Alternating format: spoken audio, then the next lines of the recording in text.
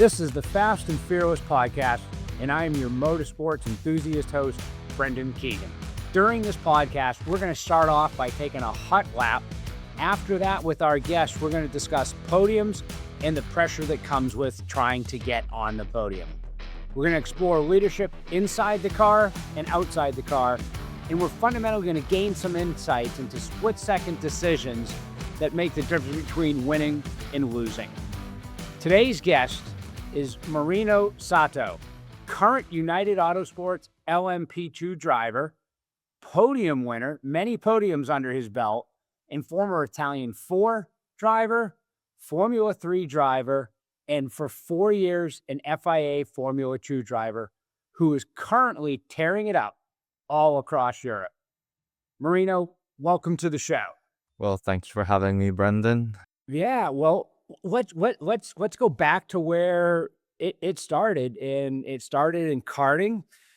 You were in Japan karting, and you moved to Europe at a young age so you could kind of progress. Can you tell us about how you started karting, the move to Europe, and can you just talk to us about, I guess, about little Marino? I started when I was 5, so that's 22 years ago. And obviously, in the first time that I get into the go-kart, I'm not thinking I'm going to be a professional driver or anything like that. But obviously, I was just a kid with a dream. I started racing local and some big championships in Japan. The karting scene in Japan is pretty big. Obviously, it's nothing you can compare to Europe or America, but it's still a really big field. Certainly in my time, there was always 30 something entries. So it was full of cars. And yeah, once I started progressing, and then I started to race in the Asian Championship. Because I had no other race to do, because I was trying to step up very quickly. And in Japan, you had to race in a certain series to get a limited license that you normally have to be, for example, 12 years old. But I was trying to race in that race, and in order to race in those categories, I had to go outside of Japan. So I started to race in the Asian Championship, and then there was I think it was a natural step to go on a bigger competition and to pursue my dream. I went to the European karting scene when I was 12, I think, 12 or 13, 12 years old, and I did a couple of seasons in the European Series or World Championship. So I was not living in Europe or anywhere outside of Japan at that point, because I was just the normal kid in the school, so I have to go to school, so every before the weekend I was flying out from Japan and then going over to the Europe and race that weekend, and on Monday I'll be back in the school. Oh wow, so quite a bit of travel, airplanes early on top of the karting. So let's jump into your first podium, which I believe was in the Italian F4 series. So you're young, you get on the podium. At any point at that time, did you think, I can make a career of this, I can go pro? Or what were you thinking when you got that first podium? By the time I started racing in Europe in the karting scene, I was already thinking there's so many people helping me, and I can't stop here. As a kid, it sounds silly because you're just doing what you want to do. But then I'm fuck, well, this is getting big. It's getting into a big project. Yeah, once I got the deal and the chance to race in the Italian Formula 4, that was before I would graduate from the middle school in Japan, because in Japan we go up to the new grade in April. And then, because I was already committed and assigned to race in F4, so I decided to move to Italy before I would actually graduate from school. So I almost didn't go to my middle school in last half year of the last grade, which Okay. is not the greatest as a kid. And I'm not suggesting to any of family or any of the kids, but I was, serious. So yeah, that's what made me move to Italy. And I had to show what I'm capable of. But then it was very difficult because the Formula 4 grid in that years was very, very, very competitive. And there was like a lot of, I believe a lot of Formula 1 drivers in the current grid, or some of them have already left maybe, but they were in the same years, like same age as me, or maybe 1 or 2 years older or younger. So it was a very competitive generation, I would say. And yeah, I got my first podium there halfway through the season, I believe. But yeah, obviously it's not that simple. Like it gave me a confidence, but it's not like you can keep going on the podium from the next race. And I mean, every team, every driver is competitive. So at that race, I certainly thought like, wow, like I could probably do this. But then on the next round, I'm again like, far from where I would like to be. So I had a lot of up and down in my younger career. So shortly after that, I think it was 2019, so about 7 years ago. So we're going to go from middle school to just a little bit after that. In the Euro Formula Open, you had 9 wins in 16 races. So all of a sudden, it wasn't a podium in midseason. It was a podium, almost every other race. Can you tell us about that season and the confidence it gave you? Just before going into the Euro Formula Open, I had a couple of seasons in the FIA Formula 3, which is not the same FIA 3 as nowadays, but it was called the European Formula 3. Again, it was a very competitive field, and I was showing some like good potential, good paces, but the best result I got there was probably fourth. So didn't quite manage to convert that into something great. But I was like building up my confidence there. It took a while to me to, be competitive in that level, because I had no one really teaching me in high level or coaching me when I was in F4. So by the time I started racing in F4, I didn't quite understand like what the brake bias are, or what understeer is, what oversteer is. I know the cars were turning or not turning, but I couldn't quite describe what it actually was doing. So I've definitely built that up in my Formula 3 time. And I think that last year in F3 in the Euro Formula Open is the moment that something clicked in myself between the experience and knowledge and the performance I've got. That was great. So you talked about, we Formula 4, Formula 3, FIA Formula 3 in Europe. You then moved into Formula 2, and I think you spent 4 seasons there. So And I, Formula I 2 did pretty high level. so I did the season in the Formula Open where I won the championship. Um, yeah, started off winning my first F3 race in the second race of the first round. And from then on, myself and my crews were definitely on a run. So we're very competitive every weekend. And my teammates were Yuki and Liam Lawson. They're both Formula One drivers. Yeah, I've actually came across with a lot of Formula One drivers as my teammates, and so yeah, I didn't quite make it to Formula One, but I had a good moment sharing a team with them, sharing a garage with them. Halfway through the season, the championship was looking really good. I was probably at the halfway mark. I was probably at like almost a double score of um the guy who was in second.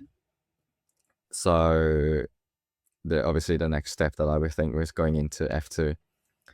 And by the time it was coming into a last 3 or 4 rounds, I believe, um, I had an offer from Campos Racing, that the team that I eventually raced in that season, which I had a great relationship with Adrian Campos. So as his son, who's leading the team right now, Adrian Campos Jr.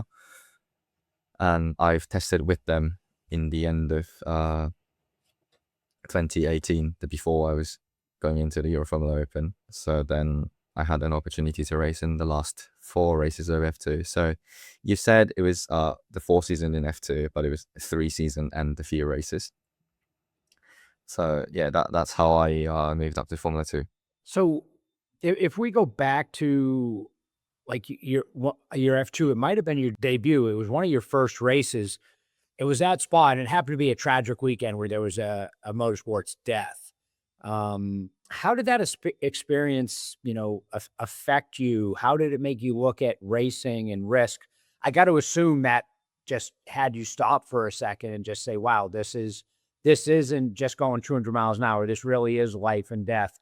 Did that have any impact on you? Yeah, for sure. It was a big moment for every one of us, I believe.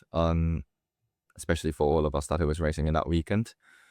As a racing driver, or everyone who has been on this way to a racing driver are definitely thinking like myself, like I would not be the one, like in case anything happened, like yourself will be okay. You think you are invincible, but you're obviously not, and it was that weekend, I think, and every one of us just to face the reality of like how much risk that we are taking in order to chase what we want to do and chase our dreams. So you had a chance to you knew it was risky. You saw that. Um, shortly after your F2 career, you actually moved into endurance racing, which you do now. With the United Auto Sports team and LMP2. You've done it with the McLaren car driving the LMGT3. Talk to me about endurance racing, patience versus aggression. When it's a shorter race, it's an hour and a half and you got to go and then in an endurance race can be 24 hours, like in the 24 hours of Le Mans or Daytona, or it can be a shorter 4 to 6 hours. So just kind of help our audience understand what's the makeup difference as you drive between, endurance racing and regular racing. First, when I got into the sports car world, it was so many different things. Just as you described, like there's a difference on the way to a race, and also how we build up to the race weekend. Everything I've done before was who is in the car is only myself. So I would just do everything what I want on my car, and I would spend all the practice session and every session for myself. But then when I first came into European Le Mans Series in 2023, um, I had two both great teammates for my first year, which I'm really grateful. Who's still teaming up with me, Oliver Jarvis, and the other one is now the Ferrari official driver, the Philip Hansen.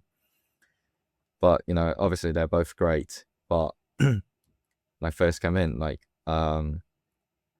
obviously you're not the only one in the car. I mean, while driving, of course you are, but you're not taking all the practice session, So, like, if I would give you an example, like I would be the first guy driving the car in the morning, and then the next time I would jump back in is like maybe before lunch or something, and the car is in a completely different places, And so, and then also you're not experiencing all the progress of the track changing, or the tires going away, or the setup work that we're experiencing. So in the first time, it was very confusing. And in the race, um, for the first year, for the first couple of races, I took the start. So at least I was doing something obvious in the race, but I was not doing the qualifying. So it was really a weird feeling for me that I was starting the car which I did not even qualify. So like, in the world that I came from, if you were not qualifying, you should not be racing. So it was a very different feeling. And from the halfway or like for the midpoint of the season, I was doing the mid part of the race, or 4 hour race. So Phil would do the first hour and a 20, and I would do the next probably about hour and a 20 or so. And Ollie was finishing the race. So in my feeling, I was still not doing the qualifying. So the race has already started, and I would just get thrown in the middle of the race, and you're coming out in the middle of chaos of the race, and you would get thrown out of the car again before the race is finishing. So it was very confusing, like what it was going on for myself, because I was not doing. I mean, of course, I'm doing something in the race, but I'm not doing the qualifying. I'm not doing the start. I'm not finishing the race. So I was just like it was very easy to get lost during the race for me. Yeah, we had Ollie on this show before, and I remember Ollie talking about how you even have to drive the car differently so that the next person who's getting in might drive it, and they might have different tire wear than you do, and you know your different sizes and different things. So it is quite the challenge that I think people that aren't as familiar that maybe listen to the show don't realize. So let's talk about decision making. So talk to us about decision making, in F3 and F2, in GT, in LMP2. I mean, these are different racing series, different car setups, different lengths. Talk to us. Can you just give us a little insight into, is there different decision making in these different cut types of races that you've been a part of? Yes, but every category and every drivers, every team, they all have one goal to win the race. So there's a lot of aspects that you have to look at it. Also, like within the other question that I probably have forgot to answer as well, but so when you are in the car at a different point of the race, for example, if I'm racing because I'm racing in the ELMS this year, it's a 4 hour race, and we're splitting between me and Ollie, who is going in the mid and who is finishing the race. And if I'm in the middle part of the race, I have to give the car at the best condition I could to Ollie in the end to fight, for what we could achieve. But if I'm in the car in the end, I could do whatever I want, as long as I deliver the result. Like I don't mind if I have a parts missing of the car, the mirror's gone, or anything. So obviously you're taking a different risk and different approach probably in the different moment of the race, and also when you're making decision that this is, I think it's a part of it, because it's a big fact, because when you think it's a tiny part you're missing of the car, it's actually doing a lot in performance. So I cannot take that decision to risk everything in 2 hours to go and give a car that is fully damaged to Ollie.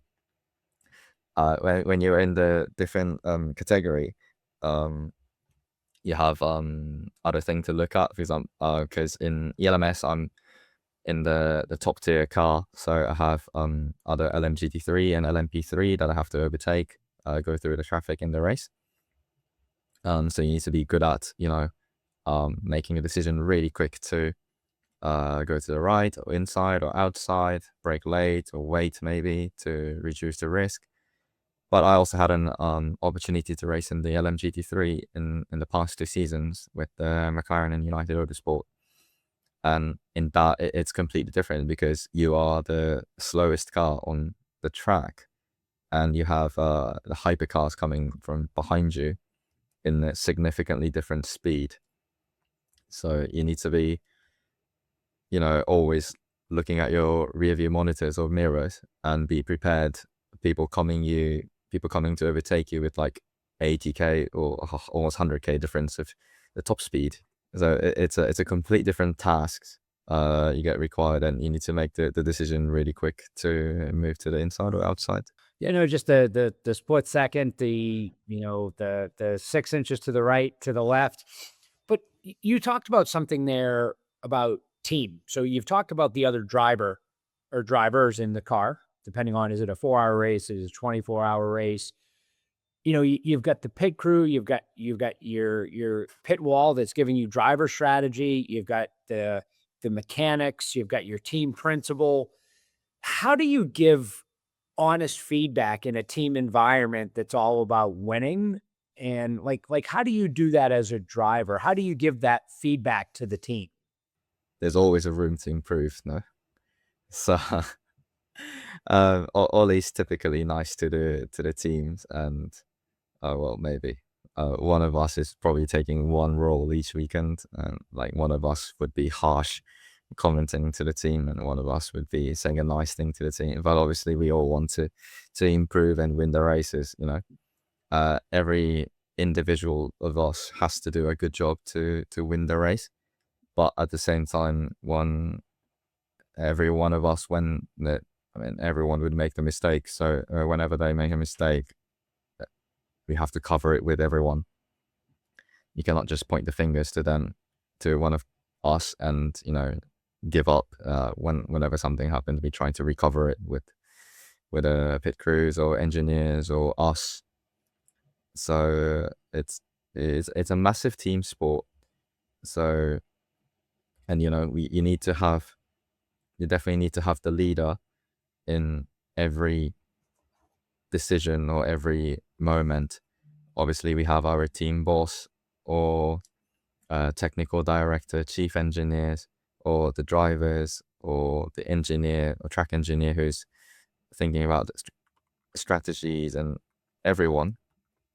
But you always have to push each other, and just thinking to have everyone facing the same way and targeting the same goal, which is to win the race. I've seen you on the podium. I've seen you win races. I've actually been at a race where the car didn't finish. Just it just mechanical issues. And one thing that I admire about you, Marino, is uh, you always look happy. You always look like you're having a good time. And, you've got a great personality. And you talked about one person's the friendly driver, maybe one's giving the more critical feedback. Um, but how does your personality play in? How does your uh, disposition on a race where things don't go right? But literally every time I've seen you, you're upbeat. You're looking at it through a positive lens, and I kind of look at that as like driver leadership. You talked about Ollie, and Ollie's, I think he just did his 13th, 14th, 15th, 24 hours of Le Mans. So, a pretty senior guy in the racing world. And it sounds like you've maybe like mentored a little bit under him and learned from him. But talk to me about your leadership, like in the car, on the track, off the track. Cause I see you very much as a positive leader. I see you as somebody that it's like, hey guys, we can do this. Like we're going to win tomorrow. And I've seen you in some instances where that probably wasn't the case, just based on how the race was going. The GT3 car, was a challenge at times, but you always stayed positive. So talk to me about your leadership in remaining positive. I mean, I personally think, like, I'm not thinking to take over like the whole team or anything, like just to be clear, but you have to build your team, even like not like you're creating your team and making an enemies, not like that, but you need to have everyone around you, and I would like to have everyone around me who's happy to have me, and I'm really happy to have every single crew that I have on my car. I've also built a really good relationship with my WEC crews in the past 2 seasons, and especially in the WEC races, because I was always the one to finish the race, and I was there as a pro driver after 3 drivers. And like you said, there's a moment that the thing is not going in our way. We face some technical issue or some problems before I get in the car. But it's really sad to see my crews like going down even before the race is finished. And if anyone in the team who cannot give up till like a really last minute until you cross the flag, it's me, because I have the responsibility to bring that car in the end. In order to make that chance bigger of achieving something in the end, I need to have every single crew around myself ready to do something. They cannot be just, giving up the race and sitting in the corner, it's like lying down on the chairs. No, because I'm fighting till the end, like absolutely everything to the end. So I want to have every crew around myself in the same vibes and same mentality. So I usually try to spend a lot of time with my boys and, have a lot of chat with them. Typically for the WEC races, because the race finishes late in the end, in the night, and you're far away from your home, so you don't fly out on the Sunday night. You normally fly out on Monday. So when we had a good result, of course, we will share a few beers.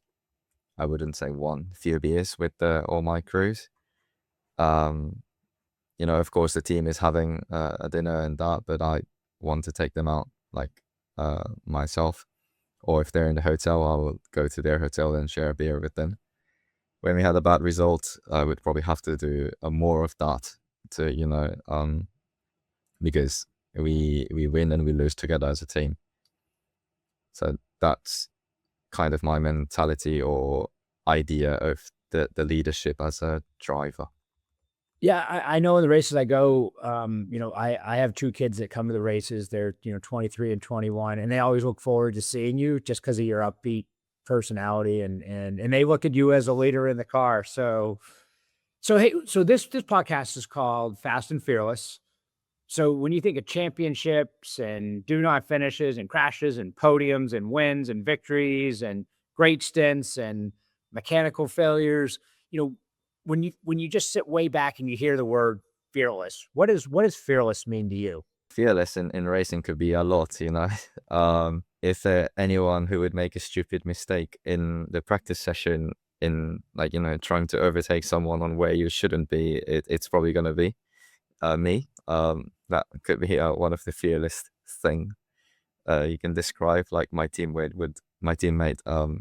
both Daniel and Ollie enjoys watching my onboard, and they don't enjoy it sometimes because I'm taking too much risk sometimes.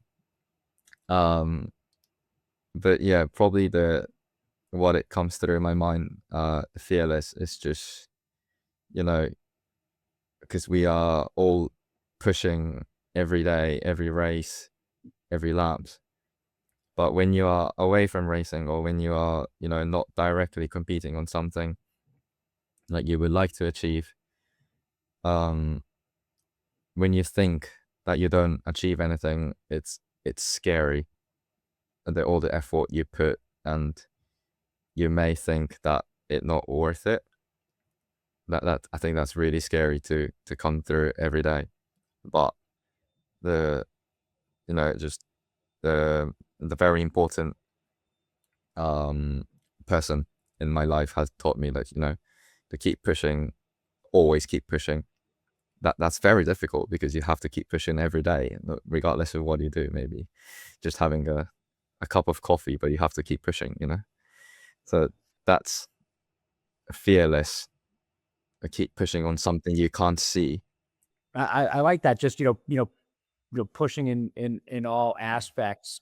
So last question, and then I've got a mini speed round for you.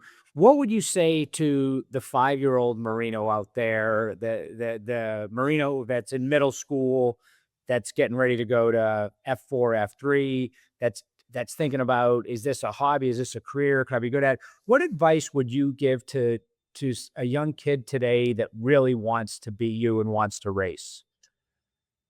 I mean, just from my experience, just be honest to everyone, and be thankful to everyone uh, that supports you or helps you around.